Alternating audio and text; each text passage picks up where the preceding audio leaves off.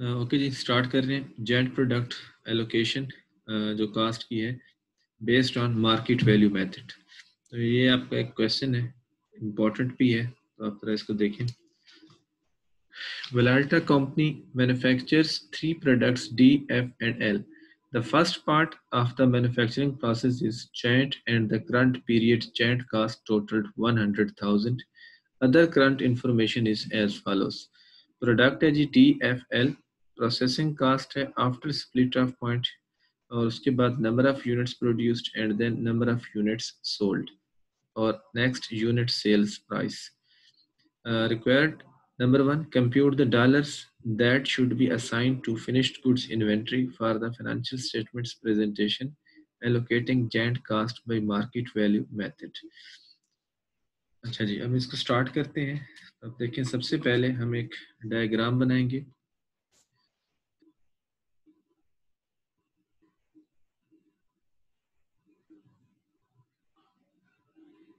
For example, ये हमारी direct material, direct labour and overheads जो भी थी कंबाइंड कास्ट्स हैं, और ये टोटल बन रही है हमारे पास जॉइंट कास्ट्स 100,000,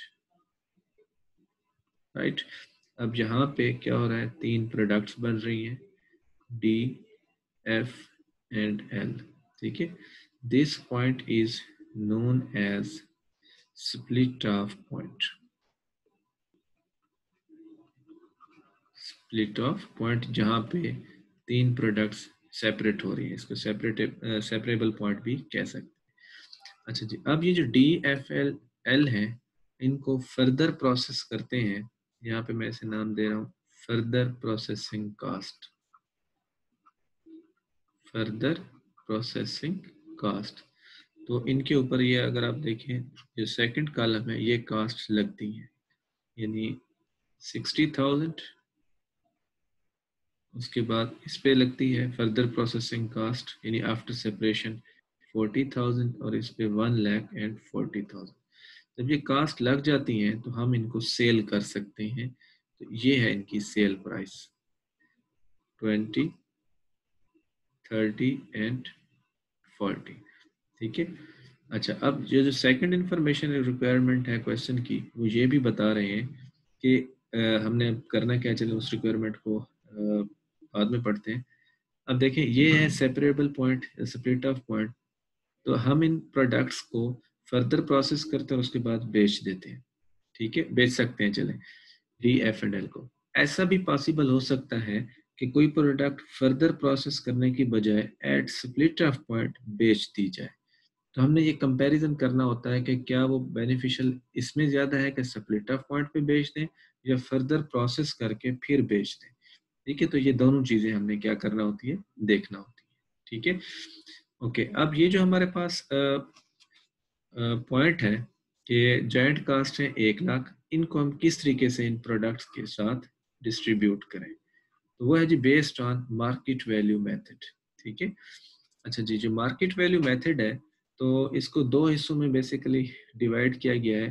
जो मैट यूजर है उसने मार्केट वैल्यू मेथड को, ये है जी मार्केट वैल्यू मेथड, इसको दो हिस्सों में डिवाइड किया है कि अगर प्रोडक्ट सेल हो जाए, sale at split off point, और नॉट सेलेबल या sale at split off point, ठीक है। अब हम कह रहे हैं जी not sale at split off point, because यहाँ पर उन्होंने हमें फर्दर प्रोसेसिंग कास्ट दी हुई है। ये तो ये स्प्लिट ऑफ पॉइंट पे सेल नहीं हो रही रिक्वायरमेंट 1 में, बल्कि क्या हो जाएंगी ultimately after further processing cost ये सेलेबल है, ठीक है। तो हम ये एज्यूम करके रिक्वायरमेंट 1 को सॉल्व करते हैं। ओके, अब देखें, इसके लिए हम एक टेबल बनाते हैं। यहाँ पर हम लिखते हैं जी रिक्वायरमेंट 1, यहाँ पर लिख लेंगे जी products D, F and L, ठीक है, डी, एफ एंड एल। और उसके बाद यहाँ लिख लेंगे जी ultimate market value per unit, ultimate market value per unit, यानी अल्टीमेट मार्केट वैल्यू का मतलब है जो आफ्टर फर्दर प्रोसेसिंग कास्ट यहाँ पे सेल होगी, तो आखिर में कितने में सेल होगी। तो ये हमें प्राइसेस बताई हुई है, $20, $30 एंड $40। ये है इनकी सेल प्राइस पर यूनिट। उसके बाद हम यहाँ पर लिखेंगे number of units produced, number of units produced जी। तो ये देखते हैं 5000, 2000 एंड 7000, 5000, 2000 एंड 7000। तो यहाँ आप लिखेंगे अल्टीमेट मार्केट वैल्यू,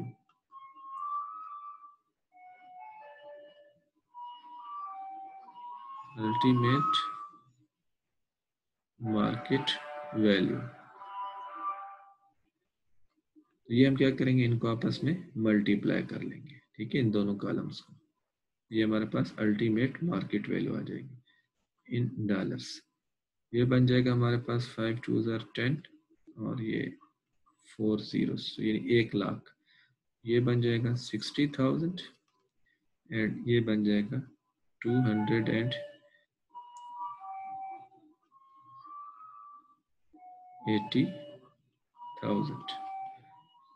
280,000। तो इस तरह से ये क्या बन गई इनकी अल्टीमेट मार्केट वैल्यू, यानी बिल्कुल एंड पे जब ये बेच दी जाएंगी। अच्छा जी, यहाँ पर हम कॉलम बनाएंगे further processing cost, further processing cast,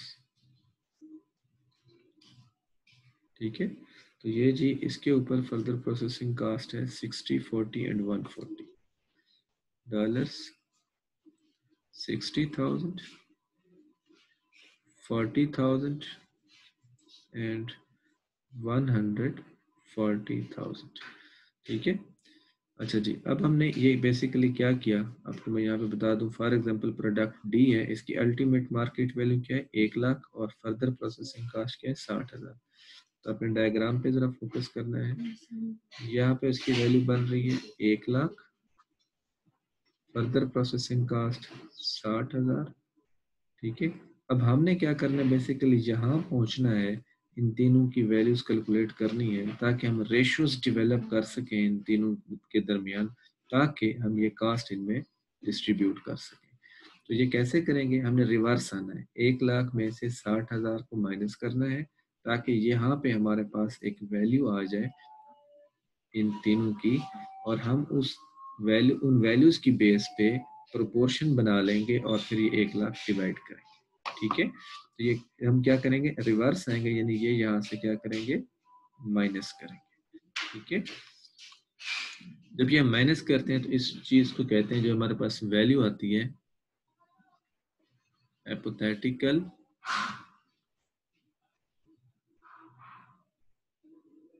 market value.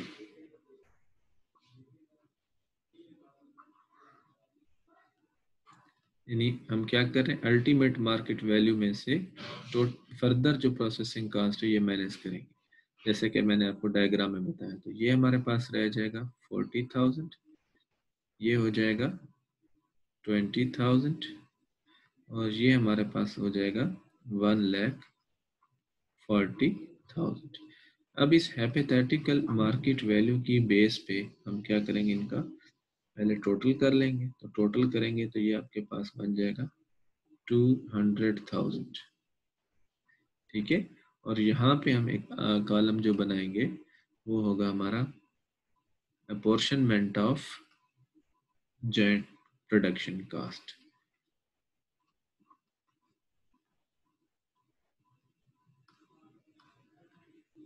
Apportionment of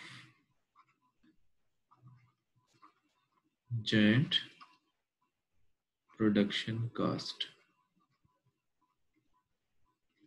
तो एज वी नो कि जो जॉइंट प्रोडक्शन कास्ट है वो टोटल कितना है, 1,00,000 है, ठीक है। तो हमने अब इनमें डिस्ट्रीब्यूट करना है, तो अब हमने रेशियोज जो बनाना है वो इन वैल्यूज की बेस पे बनाना है, ठीक है। तो फॉर एग्जांपल अगर मैं यहाँ पे एक कर लूँ तो ये 40,000 प्रोडक्ट डी जो है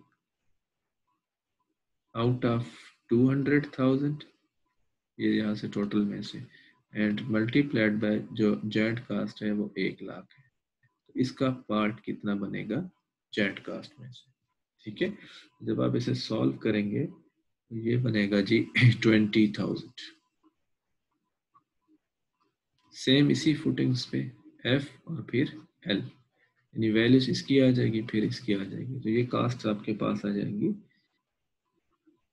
ये 10,000 और ये आपके पास आ जाएगा 70,000, ये आपके पास आ जाएगा 70,000। ठीक है, तो अब अगर आप इनको टोटल चेक करें अगेन कॉलम टोटल, तो आपके पास क्या होगा 1 लाख ही होगा जो मैंने यहाँ से पहले लिख लिया था। लास्ट में एक और कॉलम बना लें, टोटल प्रोडक्शन कास्ट, एक और भी बना लें पर unit cost based on this point. अच्छा जी, टोटल प्रोडक्शन कास्ट में हमने किस किस को टोटल करना है, एक तो जो शेयर ऑफ जेड कास्ट है और दूसरा जो फर्दर प्रोसेसिंग कास्ट है, इनको हम ऐड करेंगे तो उस प्रोडक्ट के ऊपर टोटल कास्ट कितनी आ रही है वो हमें आंसर मिल जाएगा।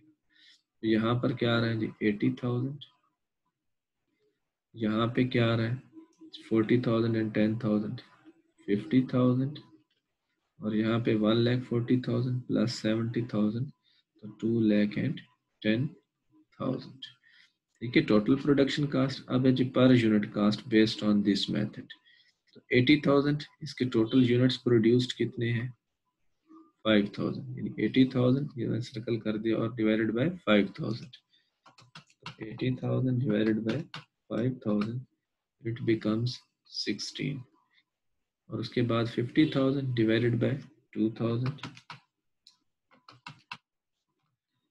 becomes 25, and then 210,000 divided by 7,000, ये बन रहा है जी पर यूनिट कास्ट $30। ठीक है, होपफुली आपको ये सारी चीजें यहाँ पे क्लियर हो गई होंगी। अब हमारी जो रिक्वायरमेंट है ना वो अभी कंप्लीट नहीं हुई, जो उन्होंने हमसे क्वेश्चन पूछा है। यहाँ पे मैं वैल्यूज जरा लिखूं ताकि आपको कंफ्यूजन ना हो। ये 20,000, ये 10,000 एंड ये 70,000 बेस्ड ऑन दिस क्राइटेरिया। ये बात क्लोज होगी।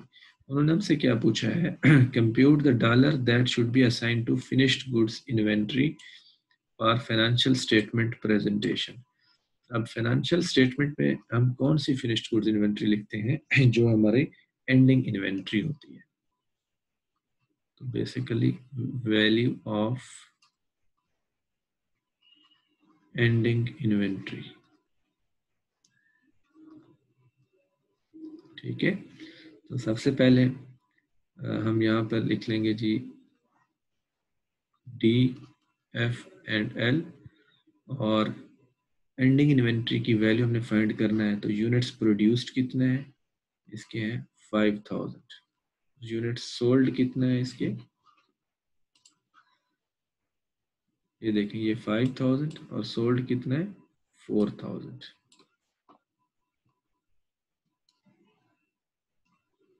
ये सोल्ड आउट हो गए तो रिमेनिंग कितना हुआ 1,000, वो एंडिंग इन्वेंट्री में है, तो multiplied by per unit cost जो हमने यहाँ पे कैलकुलेट की हुई है 16।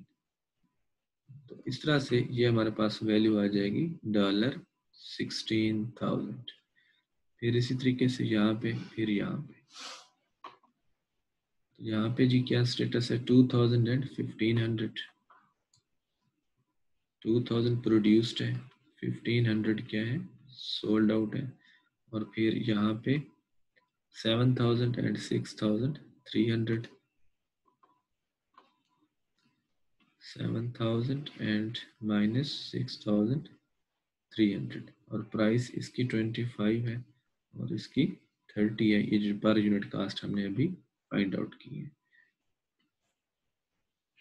अच्छा जी, इनका डिफरेंस लें तो 500 है, 500 multiplied by 25 12,500 value of ending inventory. तो यहाँ पे 700 डिफरेंस आ जाएगा मल्टीप्लाइड बाय 30, तो $21,000 क्या हो जाएगा हमारे पास एंडिंग इन्वेंट्री।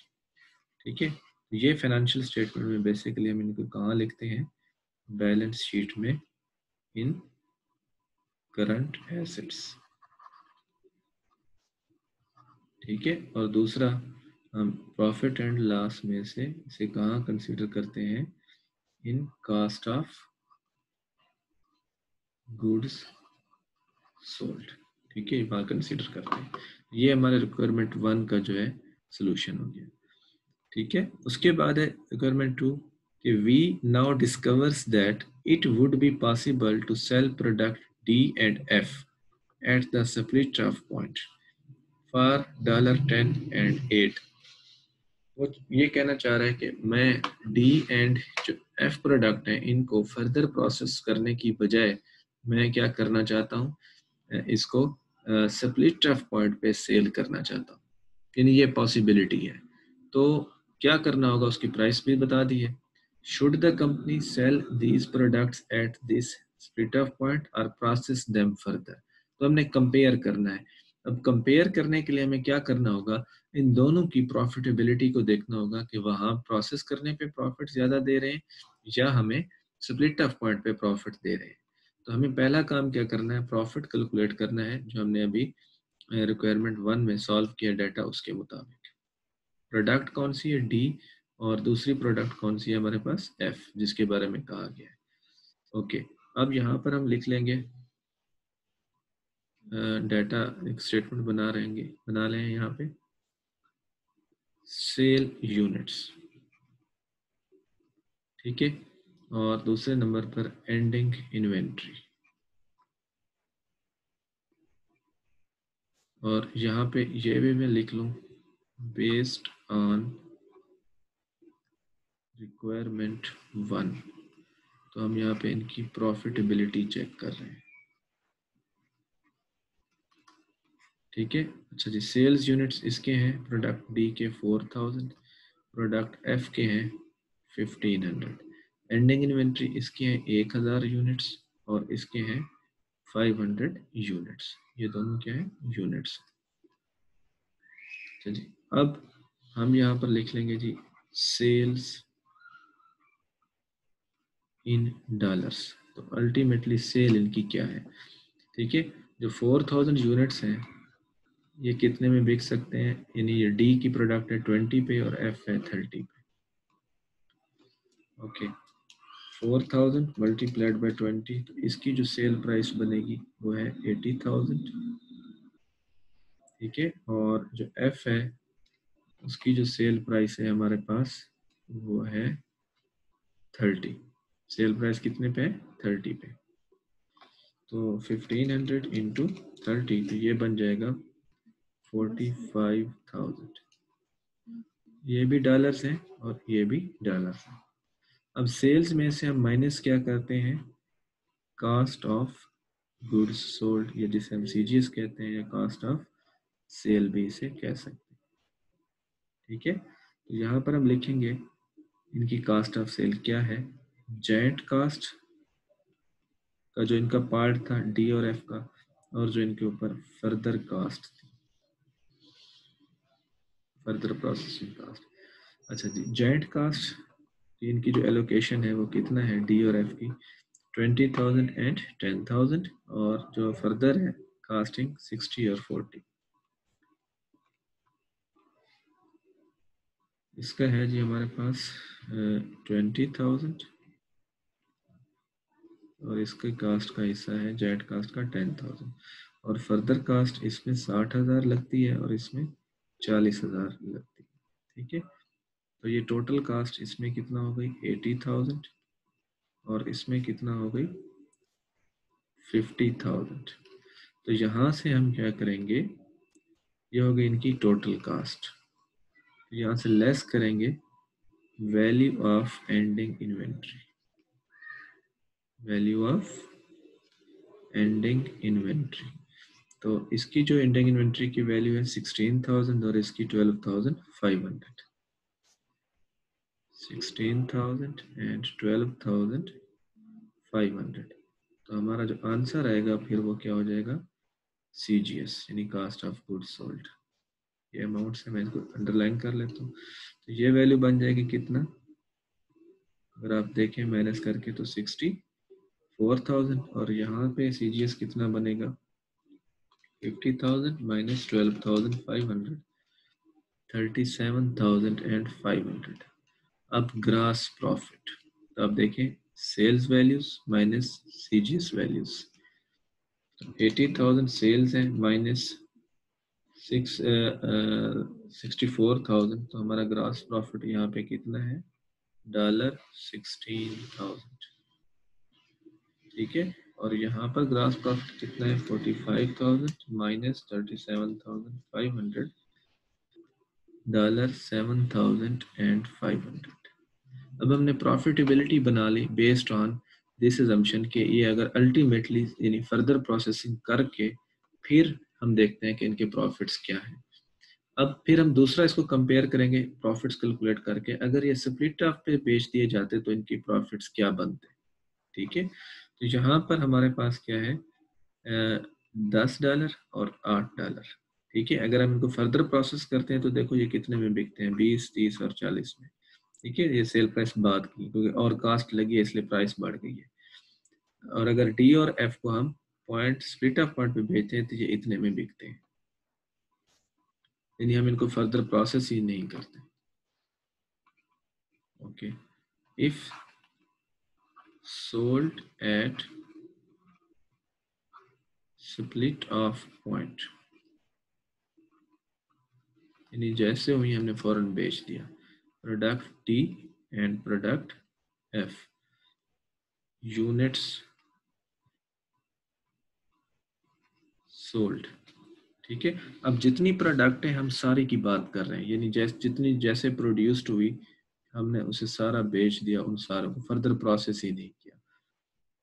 5,000 और इसके 2,000, और sale price at that point कितना है, इसकी क्या है 10 है और इसकी क्या है 8 है। तो यहाँ पे सेल्स रेवेन्यू कितना होगी,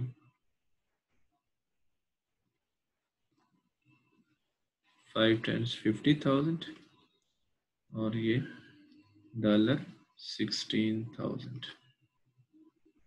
ठीक है, और लेकिन इनकी कास्ट क्या होगी एट स्प्लिट ऑफ पॉइंट, यानी ये जो हमारी जेंट कास्ट थी, ठीक है, जब इनसे नई प्रोडक्ट्स बनी डी एफ एंड एल, तो एट दैट पॉइंट ये हमने सेल्स रेवेन्यू से देखी कि इसके 5,000 यूनिट्स बनाए हमने, इसके 2,000 बनाए और इसके हमने बनाए 7,000। ठीक है, तो हम डी और एफ पे फोकस क्योंकि कर रहे हैं, अभी इसको रहने दें। तो अब इनको अगर हम इन्हीं तमाम यूनिट्स को आगे नहीं ले जाते बल्कि फौरन बेच देते हैं, ये 10 में बिकता है, ये 8 में बिकता है। ठीक है, तो इसी पॉइंट पे इनकी कास्ट क्या थी ये हमें चाहिए। तो ये होगी cost at split off point, यानी बेसिकली ये कौन सी होगी, जो जेंट कास्ट का हिस्सा है उनका, जेंट कास्ट एलोकेशन। तो ये जी हमारे पास, ये देखें जेंट कास्ट उस वक्त क्या हुई, इसकी 20,000 और एफ की कितना हुई 10,000। Apportionment of joint cost 20,000 and 10,000।